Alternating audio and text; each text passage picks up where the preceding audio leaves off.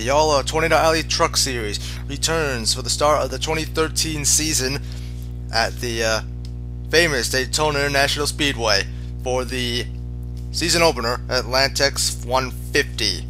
There have been a lot of changes during the off season, and I'm going to take the time to discuss most of them. First of all, let's start with the field. Just like last season, there'll be 20 trucks that will be running full-time, competing for the championship. Along with that, the series has now also allowed part-time teams to enter the series, meaning that these teams aren't going to be running for the championship, but will take part in 3 races this season, and of course not counting the 2 overcapacity events, which of course are this race and the season finale at Rockford. So each part-time team will be allowed to compete in 3 races, and each race, of course not counting the 2 I just mentioned, will have 3 part-time teams in each race, meaning the car count for those races will be up to 23. As for the manufacturers, there will be 2 that will be competing in the series this year, SAR and Nikoya. And looking at the full-time team chart, there is an even number, almost an even number each. So we have an equal number of SARs and Nikoyas in the field. Only exception to that is, of course, Gravity Racing Incorporated, which are going to be using a prototype of their own chassis, the JLC, which they've been developing during the off season. And they will also be using their own engines. So yeah, it's an experimental chassis and experimental engine. I believe the same engine that they're running for their Elite Series team. And speaking of engines, even though there is only 2 manufacturers in the series this season, teams will be able to use their own engines if desired. However, due to the number of small teams we have in this series, we're probably not going to see a lot of those. These engines, however, are the same L4 engines that the Elite Series are going to be using this year. As for the drivers, a good number of them are returning from last year. Many of them have, of course, moved on. This is a development series after all. One thing's for certain, however, we will have a new champion this year, as last year's champion, Michael White, will not defend his title this season, as M&J Racing is not competing this year. The team was on the preliminary team chart after last season, but shortly afterwards they were quietly taken off for unknown reasons. My guess is that the mechanical failures and crashes in the Elite Series has taken its toll on the team, and they just couldn't maintain the truck team. That's the only explanation I can think of. Well, anyway, I see I've run a little bit long, so let's get right to the action. Tammy Barton will start on the pole alongside Mike Howard in the 56. Matter of fact, that's one of the part-time teams I mentioned before. As you see, they're going to be pretty much even on the start, but then again, everybody's pretty much even on these restricted plate races until they get up to speed. Barton is, matter of fact, the cousin of Lucy Barton, of course, who finished runner-up in points last year. Speaking of Lucy Barton, she's going to take the lead from Tammy, and as they come to the line to complete lap 1, Zach Gott, who's making his return to the series, is right behind her, as Barton then moves to the outside, which is going to allow Gott to make the move. Barton, of course, as I said, finished 1 point behind Michael White last season. Of course, she's now this season going to be driving for ICOLT's Atlant-X Racing in the Elite Series. Here is Zach Gott, as I said, making a comeback to the series in which he got his start from in the Gravity Racing 71 car. Gott, of course, took a break from the series last year and had a kind of a mediocre campaign in TM Lights. Of course, still looking for his first ever win in this series. In the 3 years he's competed here, he has not won a race. 2 trucks have already lost a pack. That is the 1 of Joseph Austin and the 50 of Bubba Barwell. Both of these cars have been slow all weekend, and no surprise to see Barwell in that the racing team truck off the pace. They were infamous for that last year, as that team's really short on money, and matter of fact, didn't even take the start for 2 races. So really nothing new here for him. Meanwhile, back up front, Tammy Barton is going to take the lead from Lucy Barton, and Lucy's going to now see pressure from Joel Rodriguez, the former Master Cup regular. But Lucy's going to then pull ahead of Rodriguez, and both of them are actually going to start to pull away from the field a little bit, as the Barton cousins are now 1-2. But eventually Rodriguez is going to get in the inside of Lucy Barton and make the move. Apparently the inside line has more momentum than the outside, and Rodriguez is going to take second, as which is going to cause Tammy to form sort of a gap between her and Rodriguez, as Lucy's stuck on the outside and she's going to drop back. She's going to drop back a few. Mike Howard running in a 4th. Like I said before, he's really running on a limited schedule this season. Howard is the owner of Last Row Autosport, which his truck is fielded from. He actually ran 1 season in the Elite Series in 2011 with himself and his son Nick Howard. However, he was not as fast as Nick was, and has taken a step back from racing. He's back here in the Truck Series, running on a limited schedule. Howard is then going to get by Joel Rodriguez for second, as now he's going to try to make a move on Tammy Barton for the lead. Megan Driver now right behind Howard, as he can't do anything yet. You see coming out of turn 3, and as Howard's going to make the move here, and is anybody going to go with them? Yes, Zach Gott goes down there with them, and Howard is going to take the lead, and Zach Gott is going to move up into second. And let's see if Gott can make a move now. No, Howard's going to close the door on him before he can make a move. But coming out of the tri-ovals, Gott's got another opportunity, but Howard closes the door once again. And eventually Lucy Barton will pass Gott for second, as Howard continues to lead, and that's where he will remain for the next couple of laps. Here's Megan Driver trying to take second place. Driver, of course, made a name for herself last season in the Rockford 200, where she finished second in her first start in the Elite Series. So Daytona International Motorsports got her in a full-time run in the Truck Series, and she's going to be running part-time in the Elite Series. So I'm really looking forward to seeing what she can do in this series. The field is going to catch up to Joseph Austin and Bubba Barwell, and as you see, they are going to go 2 wide with each other and block both lines of the leaders. And I have no idea what they are doing here, as they're going to hog up the inside line, as the outside does not have nearly as much momentum as the inside. Howard's now going to be trapped, as Barwell's now going to move to the outside. As you see, there is really nothing that they can do here, as these guys are pretty much forming a wall, blocking the leaders from going by, as Barwell's just can't make up his mind on which lane he wants to go, and Howard does not have enough help to get around him on the outside, and as now Barwell now moves back to the outside, and after about a lap and a half of either of them not being able to decide which lane they want to be on, Joseph Austin gets ahead of Barwell, and eventually he's going to move on to the outside and let this 87 of Samantha Spires go by, as Howard's now going to be stuck on the outside now, where both of them are now kind of boxed in now. So, but he's going to try to make a move here and get around at least Barwell, but Austin can still decide where he wants to go. So that's going to give the lead to Lucy Barton. Joshua Michaels is in second. Barry Spangler is in third. In fourth, I believe that is the other Empire, the full-time Empire Racing truck of John Castillo.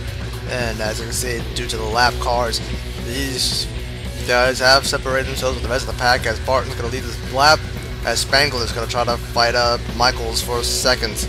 But eventually, Howard would get around everybody else, and will take the lead back from Barton. As you can see, We got about 8 cars in this pack. As you can see, John Castillo battling for third, as Howard is going to take the lead on the backstretch. Just shows you what a fast car he has today. The leaders are going to encounter more lap traffic in the form of Ross Nolan and Eric Wesley.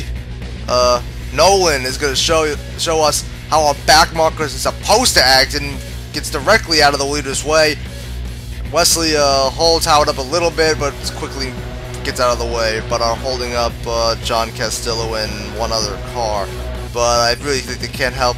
They really can't be helped. At tracks like this, you're gonna slow somebody up. Lucy Barton, Samantha Spires, Freight Train Mike Howard in order to take the lead. As you can see, the pack is been reduced to about 5 trucks. See Barry Spangler and Jeremy Baker. Oh, Baker looks like he's losing the pack, and it looks like Barry Spangler is going to kick off green flag pit stops on lap 27. Terry Barton coming in with him also this time. Chuck Johnson, David Savadelli, Kendrick Davis, and another car that I couldn't identify in the back there. Vincenzo Focesato, it will come in also that lap, as well as the 2 back markers of Bubba Barwell and Joseph Austin. And also Jacob Walls, AJ Hayward, and Billy Heffernan will be the last to come in that lap. The next lap, a majority of the rest of the field is going to come in, except for Lucy Barton and Megan Driver. They choose to stay out an additional lap, which may not be the best option, because now most of everybody that did not pit the last lap are coming in this time, and they're going to be sitting ducks, sitting out there by themselves. We have an incident coming into pit road. Daniel Edwards is going to run into the back of Seth Wesley and spin his car out, but he's not going to come back up onto the track, and we stay green. But no idea what Edwards was doing. Here's the front bumper cam of Edwards. I'm guessing he just had problems slowing down, trying to come into pit road. Normally the officials don't take too kindly on that. Then the next lap, Lucy Barton and Megan Driver are going to come in for their pit stops. And as you see Lucy Barton now coming out of pit road. Let's see, there is Samantha Spires and Jeremy Baker already at full speed. They're going to pass Barton. Spires is going to take the lead, but Baker's going to try to go for it. There is Mike Howard and Barry Spangler also at full speed. Barton's going to fall back as far as 5th, as looks like she's going to merge back in the traffic here. As Mike Howard's eventually going to get around the Spires, and now going to work on Baker for the lead. As, yeah, he's going to go for the move here. Spires is going to go with him. No one's helping Baker, as Howard is going to get back the lead. As you probably saw a car in the distance, that is the 92 of Billy Heffernan, as he's now going to hold up the leaders for a little bit. Howard is going to quickly get around him, as the outside line is now going to be held up, as we're going to leave Barry Spangler and Lucy Barton to get around him, which is going to allow Howard to open up quite the gap between him and Spangler. But that gap will quickly close up, as Howard's going to run into another lap car. That is the 02 of AJ Hayward. As you see, the rest of the field are going to quickly catch up, as he is now holding up Mike Howard, as Howard's going to get around him. As you see, Spires and Baker are now on the inside line, and now they're going to be able to get around the 02, as Barton and Spangler is going to be held up. As you see, Heffernan actually was able to merge back in with the rest of the pack. And as you can see now, the top 3 will then break away from the pack, as Lucy Barton and Barry Spangler are left to deal with the lap cars. The leaders would once again catch up to Eric Wesley, as Howard is held up slightly by him, but will quickly get around him without too much of a problem. The leaders are then going to catch another lap car. That is, I believe, Jacob Walls in the 14. Now, about all these lap cars, I mean, these cars really aren't off the pace or anything. It's just that green flag pit stops, of course, as they usually do on super speedways or on any track, separate the field and cars lose draft, and this is what happens. As you see, Mike Howard able to pass Walls, but Spires is getting held up. As you saw, the pack is actually now bigger than it once was. Here's Zach Gott, who is leading a small group of cars just behind the lead pack. Gott returns to this series after a 1-year absence. He said he ran for TM Lights for GRI, He will also be running a joint championship effort in GRI's 7-car in the Elite Series along with Eric Jackson. As I said before, the pack was larger than it once was. That's because Tammy Barton and Megan Driver have caught back up with the main pack, as Tammy now takes second from her cousin Lucy, as Mike Howard still leads. As that last road Autosport team still looking for a little bit of redemption after considering what happened to the Met Rock for the last season. Lap 42, the engine on Zach Gott's truck is going to grenade on him. So, like I said, that's an experimental engine that they're working on. They just started developing that engine just this year. So obviously still a few flaws with that JLC engine that they're using. His return to the Truck Series is going to come to an end. And here is the pack that Gott was leading, which is now being led by Tommy Ashby. This pack is about 6 seconds behind the lead pack, as you see Kendrick Davis making a move here. Actually, there's only 3 trucks that are on the lead lap that's in this pack. Ashby and Davis are one of them. The other one is the 66 back there of Sean Weldon rounding out this pack.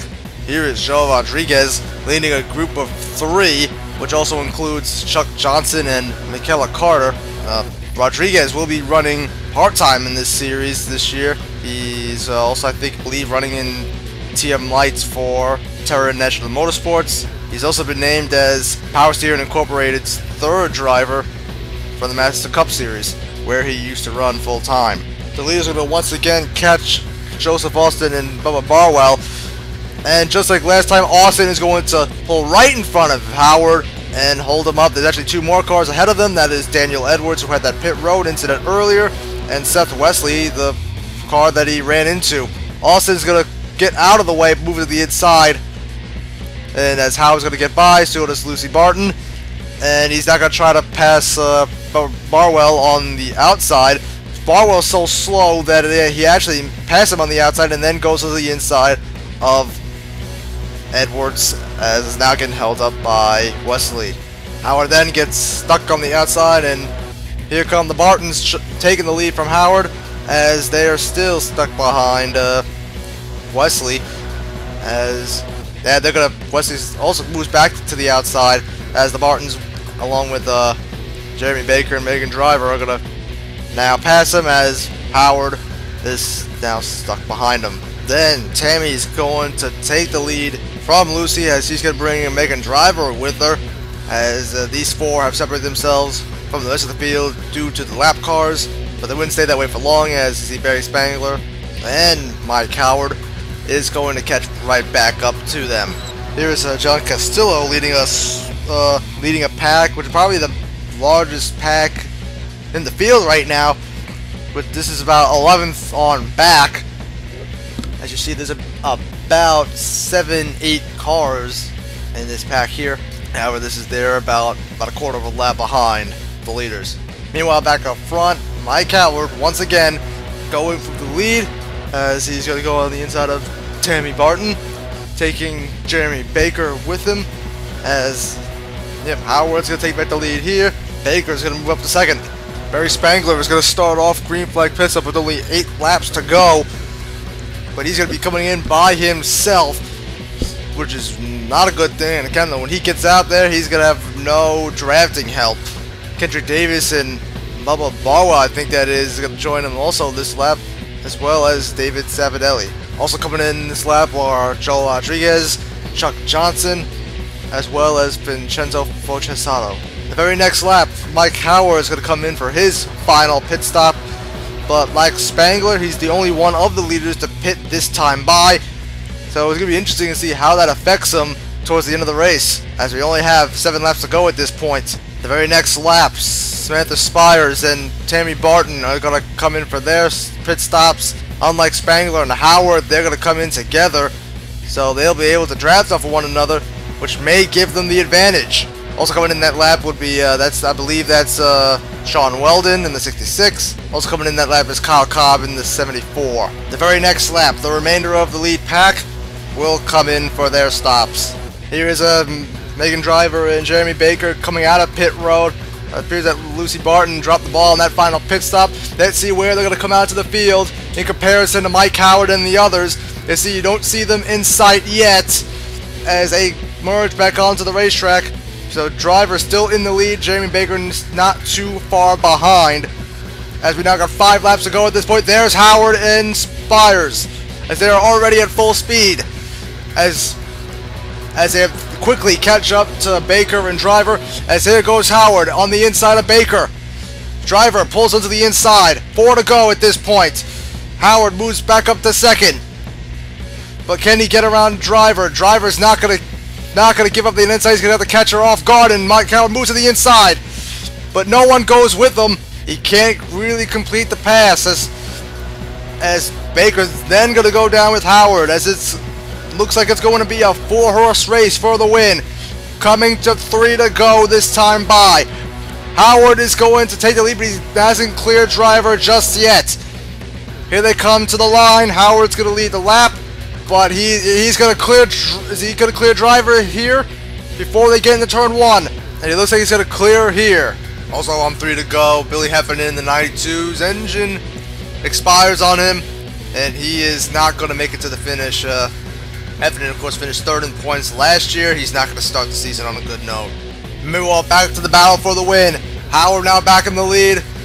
Jeremy Baker is now up to 2nd right behind him.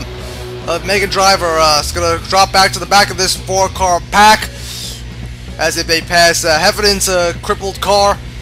As here they come to the white flag, this time by Howard, who's essentially led most of the race, leads. Jeremy Baker in 2nd, Samantha Spires in 3rd, and they're coming onto the lap car of Kyle Cobb. And let's see, is Cobb going to decide the outcome of this race? As Howard moves onto the outside, Baker on the inside. That's going to be the big mistake on Baker's part. He's going to be held up by the 74, which is going to allow Howard to break away from the rest of the field. And I think that just gave the win to Howard. But what a shame for the rest of those guys back there, battling up front the entire race, only to lose this race because of a lap car. And basically, because of that, he would have made unchallenged coming out of turn 4, and Mike Howard would come to win the Atlant-X 150 at Daytona. Howard led half the race en route to his first Tornado Alley Truck Series victory, and restoring the Last Row Autosport name, especially after that huge debacle at the Rockford B-Mains last season, where that team entered 4 cars, all of which were lethal weapons, and somehow were always in the same wreck. But Howard is a part-time truck, therefore he will be at Manhattan next week, but he's not running the entire schedule. Samantha Spires finishes 2nd, the highest running full-time driver. Jeremy Baker in 3rd.